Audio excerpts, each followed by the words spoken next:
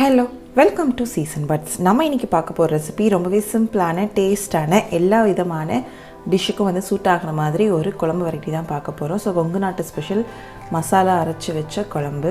So கண்டிப்பாக try பண்ணி பாருங்கள். வீடியோ மறக்காமல் ஃபுல்லாக பாருங்கள். இதுக்கு நம்ம சேனல் சப்ஸ்கிரைப் பண்ணலைன்னா சப்ஸ்கிரைப் பண்ணிக்கோங்க. ஸோ இது கூடவே வந்துட்டு கருங்குருவை ரைஸில் இட்லி வந்துட்டு நம்ம சர்வ் பண்ணியிருக்கோம்.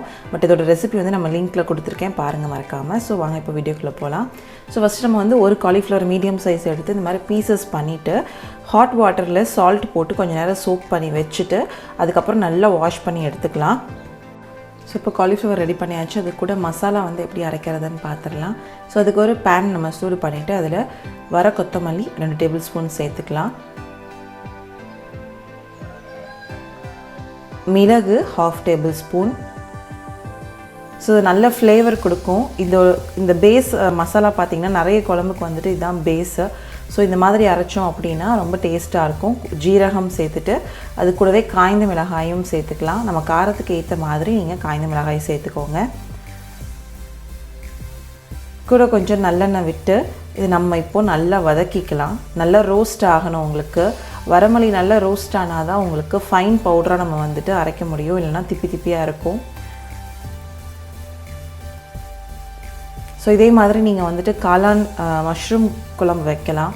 நான்வெஜ்ஜும் இந்த மாதிரி செய்யலாம். என்ன கூட கொஞ்சம் இஞ்சி பூண்டு போடுவோம், பட் ரொம்ப டேஸ்ட்டாக இருக்கும். ஸோ இப்போ இது கூட வந்து சின்ன வெங்காயம் சேர்த்துக்கலாம். சின்ன வெங்காயம் கொஞ்சம் நிறையாவே சேர்த்தா தான் உங்களுக்கு டேஸ்ட்டு சூப்பராக இருக்கும். ஸோ ஒரு 20 சின்ன வெங்காயத்துக்கிட்ட எடுத்து நம்ம கட் பண்ணி சேர்த்துருக்கோம். ஸோ இப்போ நல்லா வதக்கிக்கலாம். சின்ன வெங்காயம் உங்களுக்கு நல்லா சாஃப்ட் ஆகணும்.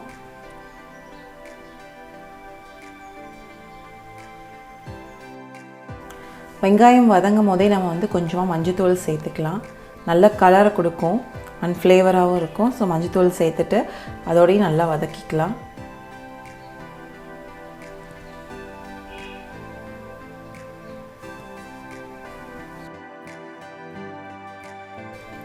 வெங்காயம் நல்லா வதங்கினதுக்கப்புறமேட்டு தேங்காய் வந்து சேர்த்துக்க போகிறோம். ஸோ தேங்காய் வந்து பார்த்திங்கன்னா துருவின தேங்காவாக நீங்கள் அரை மூடி சேர்த்துக்கலாம், இல்லைனா பீசஸாகவும் சேர்த்துக்கலாம். ஸோ நம்ம அரைக்க போகிறது தான். ஸோ வந்துட்டு உங்களுக்கு எப்படி வந்துட்டு கம்ஃபர்டபுளோ அந்த மாதிரி நீங்கள் தேங்காய் சேர்த்துக்கலாம். அரை மூடி தேங்காய் வந்து நம்ம சேர்த்துருக்கோம். ஸோ இந்த குழம்பு பார்த்திங்கன்னா உங்களுக்கு சாதம் ஆகட்டும், இட்லி, தோசை, சப்பாத்தி எல்லாத்துக்குமே வந்து ரொம்பவே டேஸ்ட்டாக இருக்கும். நீங்கள் காலையில் வச்சிட்டிங்கன்னா ஃபுல் டே வந்து நீங்கள் வேறு எதுவும் செய்ய தேவையில்லை. அது கூடவே தக்காளி சேர்த்துக்கலாம். இப்போ இந்த தக்காளியும் நல்லா வதங்கணும். ஸோ இப்போ இது எல்லாமே நல்லா வதங்குற வரைக்கும் நம்ம வதக்கிக்கலாம். ஒன்ஸ் நீங்கள் ட்ரை பண்ணிங்கன்னா அதுக்கப்புறமேட்டு இதில் வெரைட்டி ஆஃப் டிஷ்ஷஸ் வந்து நம்ம செய்யலாம்.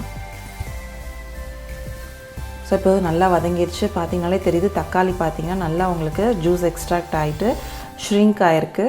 ஸோ இப்போ வந்து இந்த மசாலாவை நம்ம ஆற விட்டு அரைக்க போகிறோம். ஸோ அதுக்கு மிக்ஸி ஜாரில் ஆற விட்டுட்டு நம்ம சேர்த்து நல்லா ஃபைன் பேஸ்ட்டாக அரைச்சி எடுத்துக்கலாம். ரொம்ப சிம்பிள் தான். நீங்கள் இந்த மசாலா ரெடி பண்ணிட்டீங்கன்னா கிரேவி டக்குன்னு ஆகிடும். ஸோ இப்போ இதை நம்ம அரைச்சி எடுத்துக்கலாம்.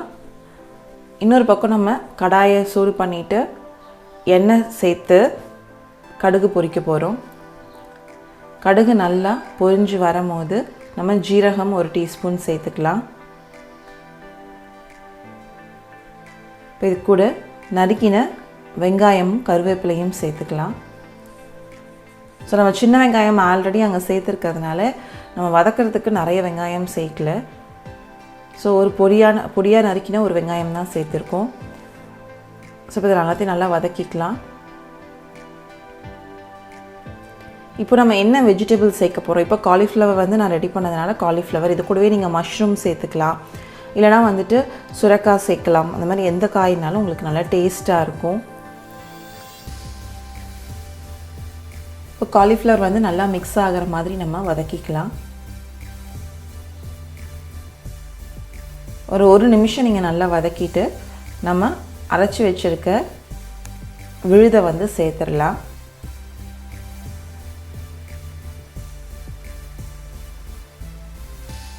ஸோ அரைச்சி வச்ச விழுது வந்து உங்களுக்கு நல்லா திக்னஸ் கொடுக்கும். ஸோ நல்லா கொதிக்க வேணுன்றதுக்காக இது கூடவே நம்ம வந்து 2 கப் வாட்டரும் வந்து ஆட் பண்ணிக்கலாம். தண்ணி ஆட் பண்ணிவிட்டு நல்லா மிக்ஸ் பண்ணி விட்டுடலாம். ஸோ ஒன்ஸ் நீங்கள் வந்து இந்த குழம்பு வச்சிங்கன்னா அடிக்கடி வந்து கண்டிப்பாக செய்வீங்க. அதில் எந்த ஒரு இதுவுமே இல்லைன்னா அந்தளவுக்கு டேஸ்ட்டாக இருக்கும். தேவையான அளவு உப்பும் சேர்த்துட்டு நல்லா மிக்ஸ் பண்ணி விட்டுட்டு நம்ம ஒரு பிளேட் போட்டு மூடி வச்சு குழம்பு நல்லா கொதிக்க விட போகிறோம். ஒரு 15 to 20 மினிட்ஸ் வந்து பார்த்திங்கன்னா உங்களுக்கு குழம்பு நல்லா கொதிக்கணும். ஸோ மீடியம் ஃப்ளேமில் நல்லா கொதி வந்துட்டுருக்கு. 15 மினிட்ஸ் ஆயிடுச்சு. நம்ம ஓப்பன் பண்ணி பார்த்துடலாம். பார்த்திங்கன்னா குழம்பு நல்லா கொதிச்சிட்ருக்கு. ஸோ வந்து கண்டென்ட் வந்து நல்லா ரெடியூஸ் ஆகிருக்கும்.